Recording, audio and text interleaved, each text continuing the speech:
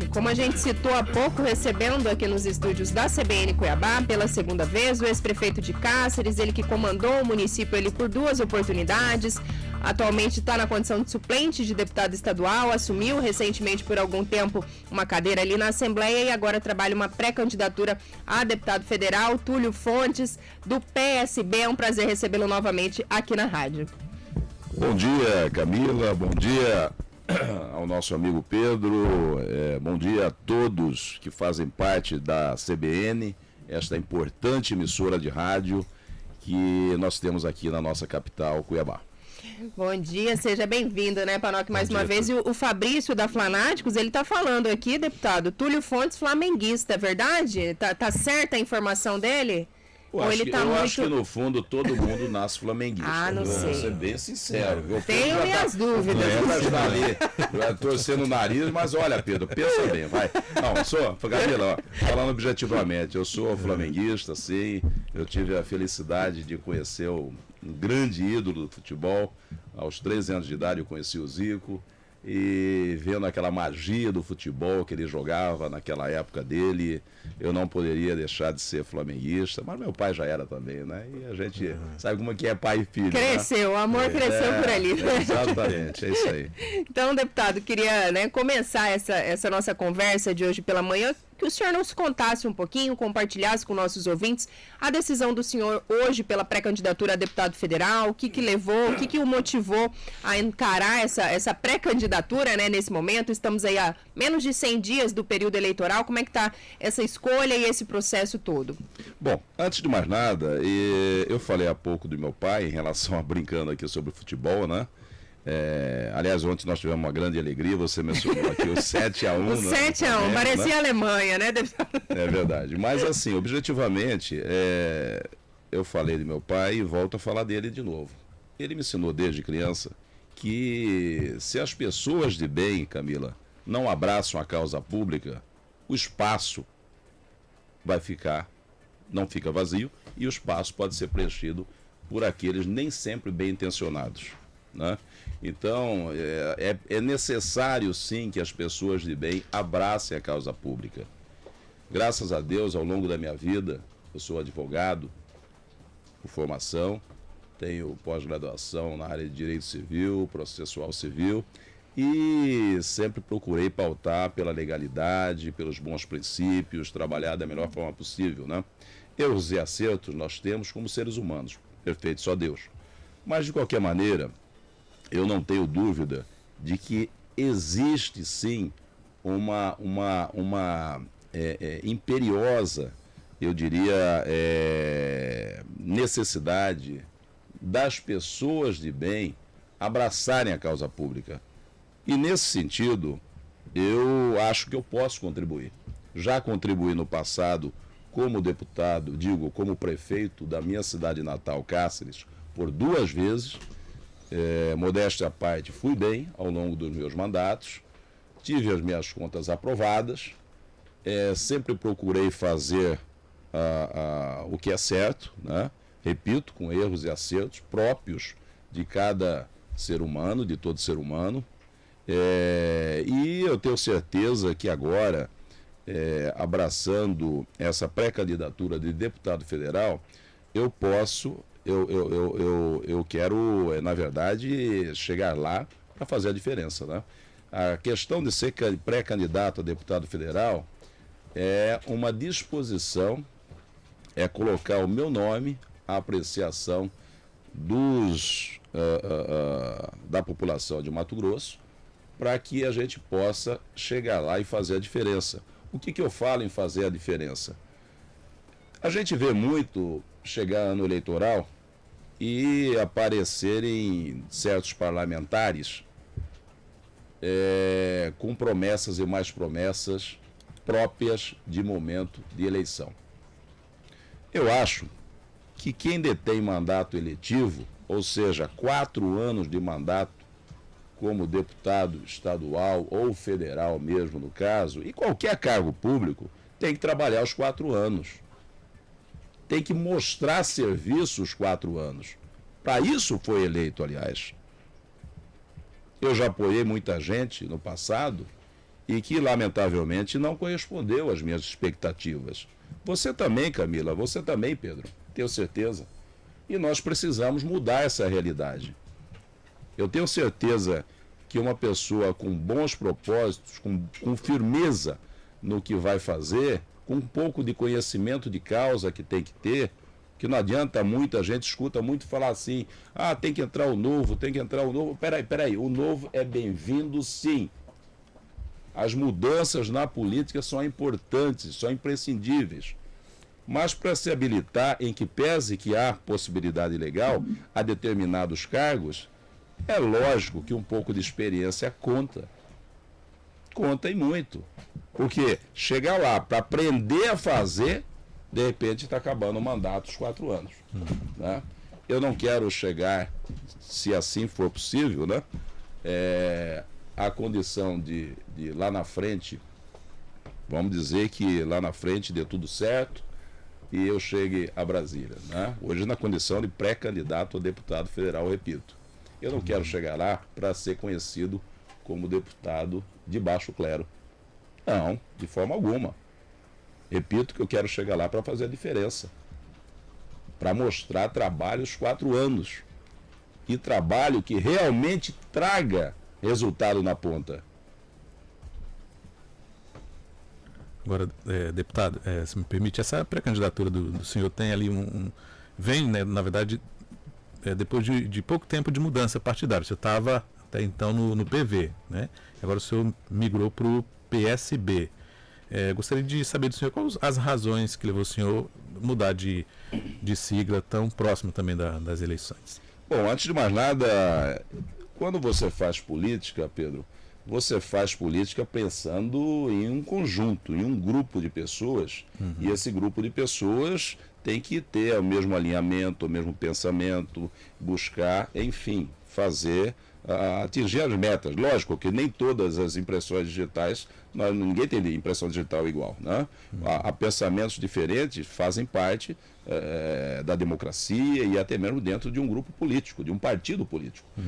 Todavia, eu não quero aqui, de forma nenhuma, todos são meus amigos do meu ex-partido PV, mas desde que eu cheguei ao PV, eu pedia, e foi mais de 1, 2, 3 reuniões grandes, reuniões inclusive no auditório da Escola Médici aqui na Avenida Mato Grosso, né? Eu pedia para que o partido fosse para o interior, né?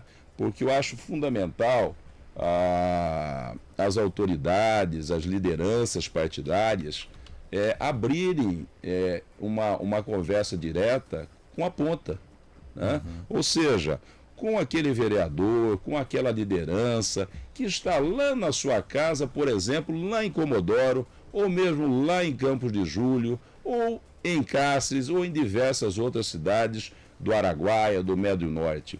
E, lamentavelmente, eu mesmo me propus a ir à frente com caravanas, com 2, 3 carros, para formar lideranças, para prestigiar os companheiros e não chegar na hora da eleição cobrar fidelidade partidária apenas. Então, lamentavelmente, eu vi que que eu estava sozinho nessa luta, que o partido estava basicamente preocupado com a capital. A partir desse momento, naturalmente, eu comecei a pensar em outra sigla partidária e uma sigla que eu pudesse ter vez e voz. E, deputado, eu queria voltar um pouquinho nisso que o senhor falou, né? De certa forma, essa motivação que o senhor tem em lançar a pré-candidatura nesse momento também se dá em razão de uma certa, pelo que o senhor, né, nos fala nesse momento, em relação a uma certa insatisfação à atuação da bancada de Mato Grosso no Congresso.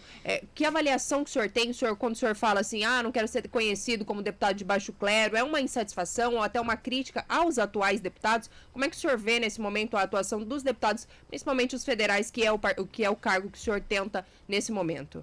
Antes de mais nada, é bom deixar claro que a gente não pode nunca pautar por uma linha de crítica pessoal. Jamais. A crítica não diz respeito ao cidadão, ao pai de família, longe disso. A crítica diz respeito ao trabalho, ao resultado do mandato. Eu acho que, repito, quem tem a oportunidade de chegar lá, tem que chegar para fazer a diferença, para fazer o melhor possível. E nem todos têm esse pensamento, ou nem todos têm essa desenvoltura, digamos assim. Aí entra, naturalmente, o conhecimento de causa e também a disposição para trabalhar os 4 anos. O senhor acha que a atual composição, então, deixou a desejar? Foi omissa, de certa forma, em algumas pautas, em alguns temas que estão sendo debatidos no Congresso? Faltava, então, uma atuação um pouquinho mais firme da bancada aqui de Mato Grosso, na avaliação do senhor? Sim, sim. Eu não quero aqui, não há necessidade de nominar, mas, de uma forma geral, a gente sempre sabe que pode ser melhor. Se nós nos acomodarmos, acharmos que está tudo muito bem, está tudo muito bom, ora, para aí. Então, ninguém mais precisaria disputar a eleição.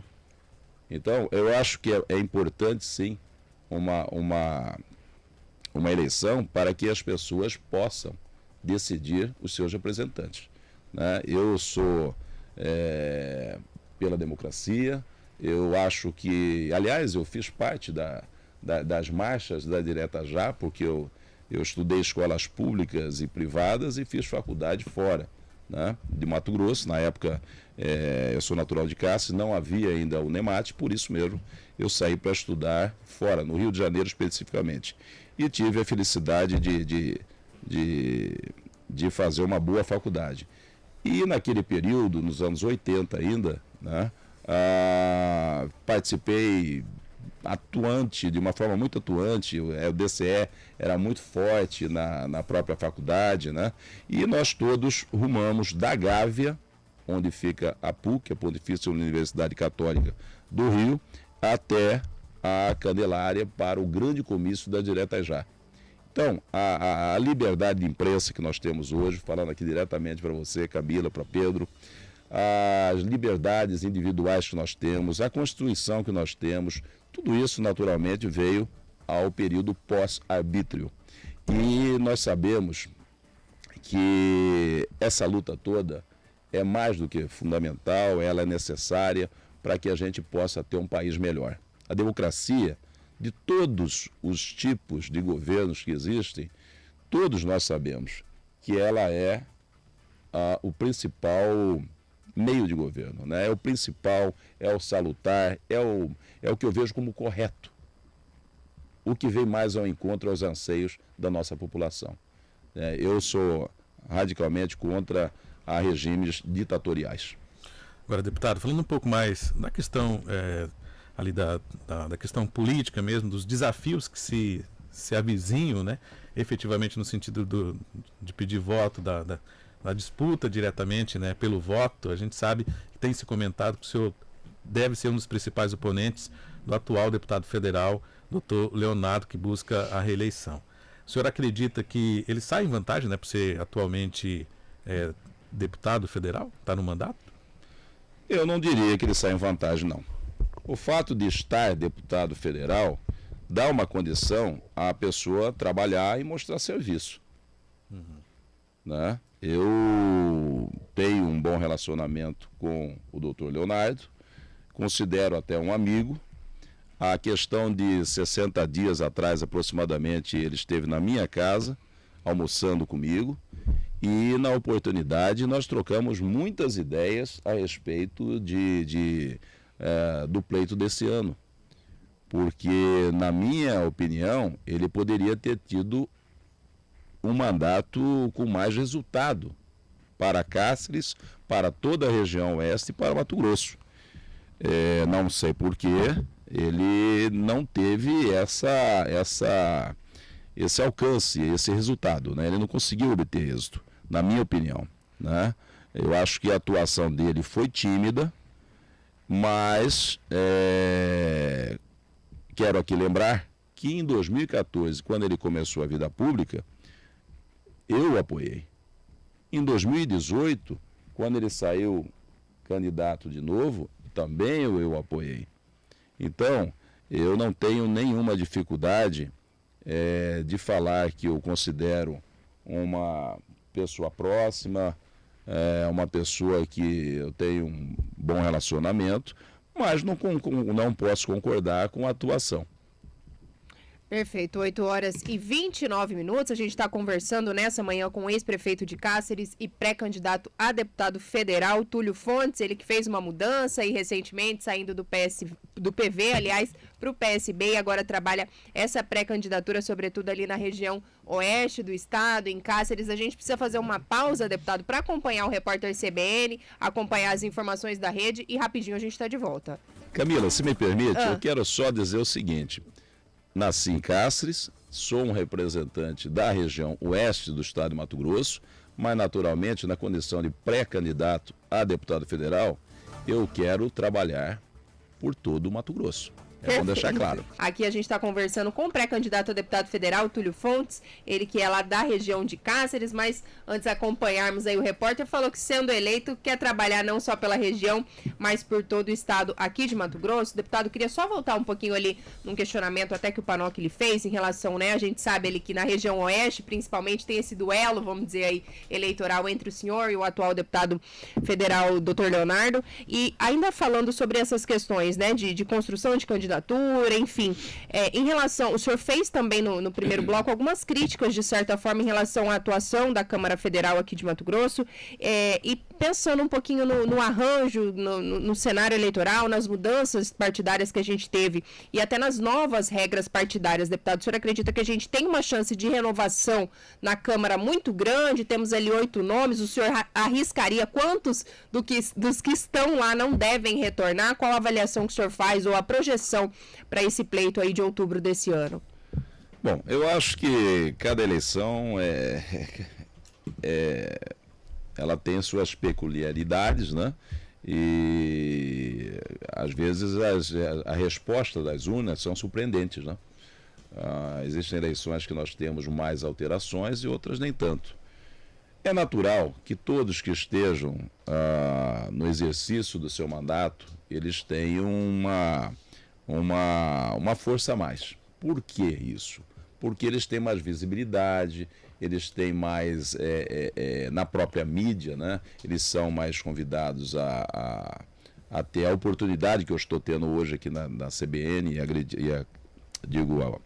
eu agradeço, mas eu acho que a população do estado de Mato Grosso haverá de pensar bem, avaliar a conduta, avaliar a votação de todos os votos de cada parlamentar ao longo do seu mandato, e isso tudo vai pesar na decisão da população, né, no momento certo, momento eleitoral. Eu quero aqui aproveitar e tecer comentários sobre 2 pontos que eu acho de fundamental importância, já que eu estou falando isso. Quais sejam? Primeiro, horas. Como advogado e como cidadão, eu posso assegurar para você que nós acabamos de assistir um retrocesso em nosso país a partir do momento em que o Congresso Nacional aprova a derrubada, vamos dizer assim, o fim de uma das maiores conquistas do Brasil das últimas décadas, que é a instituição do bem de família. Ora, o cidadão tem o direito de ter a sua casa. E era considerado bem de família para ele não ser passível de penhora, de perder, de ser objeto de uma execução judicial. A partir do momento em que o Congresso faz essa verdadeira entrega do bem de família a bancos e outros credores mais, logicamente há um prejuízo inestimável a toda a população. Isso eu vejo como um retrocesso, eu vejo isso como algo bastante nocivo à sociedade. A primeiro momento pode falar, mas o argumento é que aí nós vamos ter mais condições de fazer, por exemplo, um financiamento em um banco. Esse foi aí um dos pontos, né, deputados, que foram apresentados pelos que eram favoráveis. Mas aí o cidadão, por algum motivo de saúde, vamos dizer, ele não consegue pagar aquele financiamento. Aí ele vai passar para um segundo financiamento quiçá um terceiro financiamento depois, e vai virando uma bola de neve. Daqui a pouco ele está no fórum e ele estará à mercê, né? Ele já estará no polo passivo de uma execução. Ora, nós não podemos aceitar uma medida de tamanha brutalidade, porque nós sabemos que festa é bom e todo mundo gosta. Mas uma hora ela acaba, Camila, e aí vem a conta.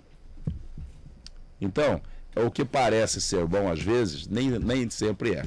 Se você tem o bem de família, é uma grande conquista, repito, que já tem décadas, né? E aí assiste o que aconteceu, isso eu reitero aqui, o que eu afirmei antes, é um retrocesso no país, tá? E vejo também que o momento que nós estamos vivendo é um momento de muita dificuldade para a população também, no que diz respeito ao aumento de combustíveis, a dificuldade de fazer uma simples compra no supermercado. Porque você veja bem, o cidadão brasileiro, mato-grossense, ele vai hoje ao supermercado com uma listinha e talvez ele não consiga comprar nem metade, nem um terço do que ele colocou na sua lista. Por quê? Porque está tudo muito caro. O brasileiro perdeu o poder aquisitivo. E isso é algo muito triste que está acontecendo no país. Eu não quero aqui achar culpados. Não é essa a questão. Estou falando de um fato. Se há um tempo atrás você ia em um supermercado e enchia um carrinho dentro de um planejamento familiar, hoje você não vai fazer isso. Sobretudo a população menos favorecida e que mais precisa do auxílio da população, dos governos. Então, eu vejo essa PEC que está sendo, parece-me que hoje será, se não houver nenhuma alteração no texto original, se não houver nenhuma alteração no texto pelo relator, ela poderá ser aprovada e essa PEC poderá trazer, a princípio, um alento à população, sim, porque ela vem ao encontro do que a população precisa nesse momento, que é um auxílio maior, maiores valores dentro do Auxílio Brasil, né? Ela precisa de melhores condições de vida e, naturalmente, essa PEC, ela traz, sim. Agora, a conta vai chegar depois, né? Exatamente, nitidamente com viés eleitoral, que nós estamos aí há 3 meses das eleições. Então, é nítido isso, né? Por que não foi feito isso antes? Por que não foi pensado isso antes, né? Eu acho que quando a imprensa, quando as pessoas questionam isso, e eu venho sendo muito questionado, por que só agora? Por que é um ano eleitoral? Essa é a pergunta. E é aquilo que nós falamos, essa bondade vai ter um preço. E quem vai pagar? O povo brasileiro. Agora, deputado, você citou aí, né, a questão do projeto do marco legal, que é do governo Bolsonaro, essa questão da chamada PEC Kamikaze, né, que foi aprovada agora recentemente. De uma forma geral, como é que o senhor avalia o governo do presidente Jair Bolsonaro? Eu diria que eu estou com vontade de pegar um livro que está na estante lá de casa, o Pedro, e eu acho que eu vou ter que ler de novo aquele livro. Esse livro já tem uns 20 anos e ele se intitula O Mito do Governo Grátis. Ora, todo governo tem acertos e tem erros. Se você falar que o governo Bolsonaro é perfeito? Não, está longe de ser perfeito. Se você falar que ele é de todo também ruim, não, ele tem alguns acertos. Todo governo, seja federal, estadual, municipal, tem acertos e tem erros. Afinal de contas, os governos, quem está à frente são homens, são seres humanos, passíveis de acertos e erros também. Como nós dissemos aqui, inclusive, no início. Então, eu acho que o governo Bolsonaro cometeu alguns pecados, mas esse é meu pensamento como cidadão. no que diz respeito à pandemia, no momento em que negava a ciência. E eu penso que essa questão do bem de família, da PEC da bondade agora, ou kamikaze, como você está falando, é uma questão que precisa ser muito bem analisada pela população. Tudo isso vem ao encontro nesse momento. No Senado houve uma votação de 79 votos a favor e apenas um voto contra, que foi do ex-ministro José Serra. Mas, de qualquer maneira, eu acho que ela vai ajudar a população, ela vai sim fazer com que as pessoas que estão mais necessitadas tenham melhores condições neste momento. Agora, me preocupa muito o momento que está sendo feito isso, pelo aspecto legal, já que nós temos o princípio da anualidade, entre outros dispositivos legais, inclusive de ordem eleitoral, que vedam essa conduta, em que pese estarem fazendo sob o manto de um estado de emergência, de uma situação de emergência. Deputado, nessa questão, desculpa interrompê-lo, mas o senhor falou que fica nítido aí que essa PEC ela tem um viés eleitoral e a gente sabe que a população ela é muito imediatista, né? Você acha Sim. o senhor acha, perdão, que isso pode influenciar na hora do voto? Porque vai estar ali no calor do momento, né? A pessoa sendo Sim. beneficiada por essas medidas que constam nessa PEC, então isso aí pode levar, por exemplo, né? Panoc perguntou da questão do presidente Bolsonaro, pode lhe dar um certo favoritismo na disputa eleitoral, ele pode obter ganhos, ainda que a população pague essa conta lá na frente, isso vai ser bom no momento da eleição para o presidente Bolsonaro, mais precisamente falando? Sem dúvida, a partir do momento que um governante começa a distribuir benefícios à população, todo mundo vai aplaudir. Aumenta a popularidade, então, dele a partir de agora, você imagina? Isso você vai medir nas pesquisas. Agora, resta saber se a nossa população vai entender o que está acontecendo de uma forma bastante precisa. Ou seja, que essa medida agora poderia ter sido tomada talvez antes, que essa medida agora poderá acarretar também prejuízos incalculáveis e medidas duras lá na frente.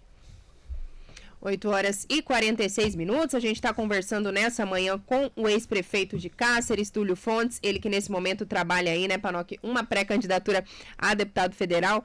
Deputado, voltando um pouquinho aqui ainda para Mato Grosso, a gente sabe aí o presidente do partido, o deputado Max Russo, está muito animado, né, está fazendo ali a construção da chapa, fez uma série de filiações recentemente, inclusive a do senhor, e ele tem uma meta aí, digamos, até de certa forma ousada, né, em fazer pelo menos 2 deputados federais. Como é que o senhor está vendo essa construção internamente? Está todo mundo animado? O senhor acredita que essa é uma meta possível de ser alcançada? 2 eleitos pelo PSB na eleição desse ano? Sem dúvida. O PSB vai muito bem. Eu tive a felicidade de conhecer o deputado Max já tem algum tempo, né? No ano passado estivemos juntos na Assembleia. Foi muito bem recebido por ele, me auxiliou em diversos trabalhos, é uma pessoa de fino trato, que sabe respeitar ideias, posições, e eu quero crer que o PSB, sob a presidência do Max, do deputado Max, ele tem sim plenas condições de chegar a fazer uma bancada de até 4 deputados estaduais na Assembleia Legislativa e também até 2 deputados federais. Com a possibilidade de puxar mais um, que seria a segunda vaga. E aí o senhor espera estar lá, então, né, deputado? Eu espero estar na primeira vaga. Os outros nomes fortes da sigla hoje, deputado? Porque a gente sabe que tem também o deputado estadual Allan Kardec, né, que recém se filiou também ao partido, a dona Neuma, né, esposa do prefeito José do Pátio. Como é que está ali internamente os nomes mais fortes que estão despontando aí? Você já citou os nomes, nós temos aí também a Séries, que foi senadora, que é um nome muito forte, né? É um bom nome, um nome que tem relevantes serviços prestados também. Nós temos aí nomes no Araguaia, nós temos nome, enfim, o Estado. Eu quero dizer isso de uma forma muito... A habilidade do PSB, do presidente Marques, foi muito grande no sentido de distribuir... Pulverizar esses nomes. Exatamente, né? Por regiões do Estado, para que não houvesse, inclusive, choques. Nós não temos o voto distrital, nós sabemos disso no país, né? Eu posso fazer campanha no Araguaia, eu posso ir para o Nortão, embora seja do Oeste. Da mesma maneira, o candidato de Cuiabá pode fazer campanha em Cássio, na região Oeste, em qualquer lugar, né? Então, nessa linha de raciocínio, nós conseguimos fazer uma chapa, e essa chapa está muito bem distribuída pelo Estado de Mato Grosso. Por isso, eu acredito na eleição de até 2 deputados federais e 4 deputados estaduais pelo PSB. Deputado, nessa mesma linha nós temos aí a sigla também trabalhando a pré-candidatura da médica Natasha Schlissarenko, né, ao Senado, né? Você acredita que ela pode surpreender? Inclusive aí, afinal de contas, vai, pelo menos em princípio, concorrer aí com nomes já há muito tempo na política, né? Nery Gelli, Wellington Fagundes.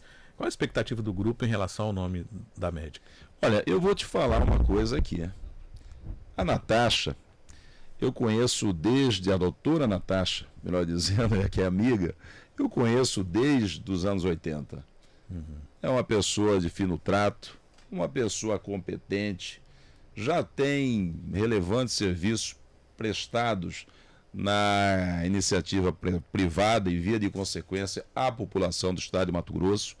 E eu tenho certeza absoluta que o nome dela só irá... Desculpa, eu estou um pouco rouco aqui, mas vamos lá. O nome da doutora Natasha só irá subir. Aliás, ela vem atropelando certas vozes contrárias, né? O nome dela já está em segundo lugar nas pesquisas no estado de Mato Grosso. E olha que nós estamos a um mês das convenções ainda. Eu não tenho dúvida que a doutora Natasha tem tudo para chegar lá e fazer um excelente papel no Senado Federal. Deputado, até um pouco tempo, né, ainda o senhor está aí no partido, está a gente imagina em constantes conversas com o presidente, havia ali um certo trauma, vamos dizer assim, de que o presidente Marques pudesse abandonar, vamos usar essa expressão, essa pré-candidatura da doutora Natasha, partir ali para um apoio para um dos outros nomes colocados. Isso não passa, então, na cabeça do PSB nesse momento? O partido deu total garantias de que segue com a doutora Natasha até o final? O nome dela vai ser oficializado mesmo nas convenções? Sem dúvida alguma.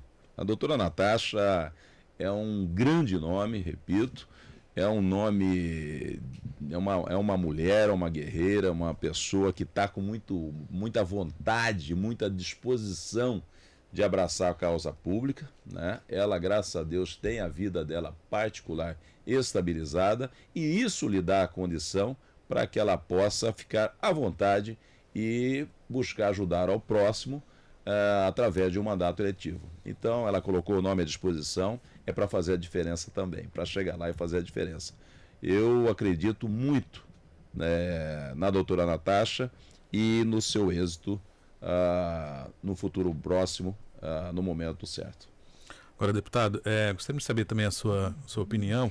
O senhor está ali num grupo que está mais próximo, né, politicamente, do governador Mauro Mendes. A gente sabe que nacionalmente o PSB está com o Lula, afinal de contas tem ali o vice, né, o Alckmin na chapa do Lula. Como é que está essa aliança? Ela agrada ao senhor especialmente, ao partido? Como é que vocês têm tratado essa situação aqui em Mato Grosso? Bom, a partir do momento que você filia em um partido político, você tem que seguir as regras do partido. Eu acho que quem não pensa diferente pede licença e até saia, né? Eu, quando falei que eu saí do PV, não foi nada pessoal com nenhuma das lideranças do PV. Pelo contrário, só deixei amigos. Simplesmente, no campo das ideias, eu sempre tive a convicção que um partido, para ter lideranças e poder crescer, ele tem que ir para todos os cantos do estado de Mato Grosso. No caso, infelizmente isso não aconteceu, em que pese diversas conversas. Agora, no PSB eu estou vendo isso. O partido está crescendo, e repito aqui, a chapa de federal foi feita de uma forma bastante correta, dividida por regiões, e isso dá autonomia a todos. Mas voltando à sua pergunta, eu fui falar um pouco do partido e eu peço por gentileza que você faça a sua pergunta. Em relação ao posicionamento do partido, né? Nacionalmente a gente sabe que nacionalmente. O PSB tem o Alckmin como vice do Lula, e aqui no estado como é que vai lidar o PSB, já que o PSB tem uma aproximação com o grupo do governador Mauro Mendes, que naturalmente já deu a entender que está mais pendendo para o lado do presidente Jair Bolsonaro. Como é que fica isso? Eu vejo da seguinte forma, né? O PSB, com o Alckmin de vice, é natural que estivesse até mesmo na federação, né? Junto com o PV, junto com o PT e outros partidos. Todavia, devido às circunstâncias do Estado de Mato Grosso, o Diretório Nacional comunicou em diversas reuniões com o deputado Max que o partido poderia estar livre para trabalhar no Estado, né? Naturalmente, todo partido busca atender aos anseios da população, e tudo isso foi objeto de longos debates em Brasília. Entretanto, eu vi uma notícia ontem, hoje cedo, de que está havendo um grande movimento em Brasília no sentido de incluir o PSB e outros partidos mais em um grande arco de aliança, em uma nova candidatura ao governo do estado de Mato Grosso. Eu, particularmente, eu tenho uma afinidade com o governador Mauro Mendes. Eu acredito que ele conseguiu êxito ao longo desses últimos 4 anos. Muita coisa ainda há que ser feita. O governador Mauro Mendes sabe disso, né? Seja no campo do funcionalismo, seja em outros setores também. Mas a administração do estado de Mato Grosso, sob vamos dizer assim, no governo Mauro Mendes, ela, sem dúvida alguma, foi um avanço, né? Nós tivemos aí um incremento da receita, nós tivemos aí melhorias na área de saúde, infraestrutura básica, diversos avanços. Muito há que ser feito, repito. Agora, eu espero que as forças, os líderes partidários em Brasília, eles possam avaliar muito bem o momento que o Brasil está atravessando e tomar as decisões para que o PSB, eu não vou estar em Brasília para tomar essas decisões, são as lideranças nacionais que tomam essas decisões, eles possam tomar as decisões que mais venham ao encontro da nossa população. E aí eu digo da população brasileira e principalmente, vamos ser bairristas um pouco, né? Pensar um pouco no nosso estado, do lado de Mato Grosso, né, deputado? É isso aí. 8h57. Deputado, a gente caminha aqui para a reta final da nossa entrevista. Gostaria de agradecer o senhor mais uma vez pela participação aqui, agradecer também Pamela aqui na assessoria. E fica à vontade, deputado, para se despedir do ouvinte, algo que a gente não tem abordado aqui nesse momento, antes da gente fazer a pausa para acompanhar o repórter. Bom, eu quero aqui, antes de mais nada, mandar um forte abraço a todos os ouvintes da Rádio CBN, dizer que, e de forma muito carinhosa e especial, a prefeita Eliene Liberato, do meu município de Cáceres, uma pessoa que vem trabalhando com muito ênfase e determinação para que Cáceres melhore dia após dia, e aproveito também para estender esses cumprimentos da prefeita, para a prefeita Eliene, para toda a população da minha querida Cáceres, da região oeste e de todo o estado de Mato Grosso.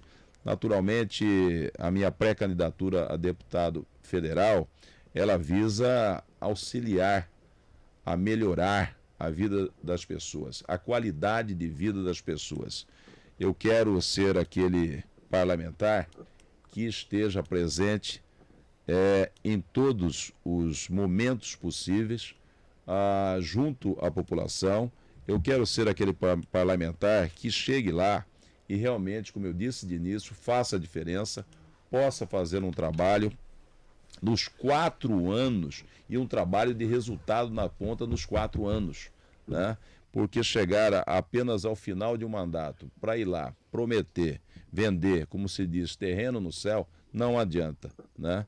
Nós já tivemos muitos exemplos que não deram certo e eu quero fazer a diferença. Eu quero chegar lá não para ser, como já se intitulou falar, baixo clero, mas o parlamentar que todos têm a oportunidade de ir lá na frente falar, valeu a pena acreditar nele. Perfeito. Obrigada mais uma vez, deputado, pela participação. 8h59. A gente faz uma pausa agora para acompanhar o repórter CBN. Daqui a pouquinho a gente está de volta com o CBN Empreendedorismo por aqui. Muito obrigado e desejo aí saúde a todos, né? Só para fechar, Camila e Pedro, agradeço a vocês pelas perguntas e eu quero aqui dizer que, em que pese nós tenhamos passado pelo pior momento aí, ninguém esperava isso nas nossas vidas, essa pandemia, eu faço um apelo para que todos tomem as vacinas, porque essa pandemia ela não acabou. Logicamente, as vacinas elas não excluem do nosso organismo a possibilidade de contrair o Covid. Eu mesmo, a questão de 20 dias atrás, acabei pegando, eu achei que tivesse completamente tranquilo em relação a... Achei que, poxa, sou um super-homem, não pego, né? Vamos lá. Mas não é bem isso, não. Eu também peguei o Covid e graças a Deus, por ter tomado 3 vacinas direitinho, dentro do que é especificado pela área da saúde... Passou mais tranquilo, né, deputado? Sintomas leves, eu tive apenas. E durante o período que estive recluso, em casa, direitinho, para evitar até mesmo transmitir para outra pessoa, eu tomei uma única aspirina, Camila. Graças a Deus, sintomas leves. Então, é muito importante que todos continuem se acautelando contra essa Covid e tomem as vacinas e vamos cuidar um dos outros.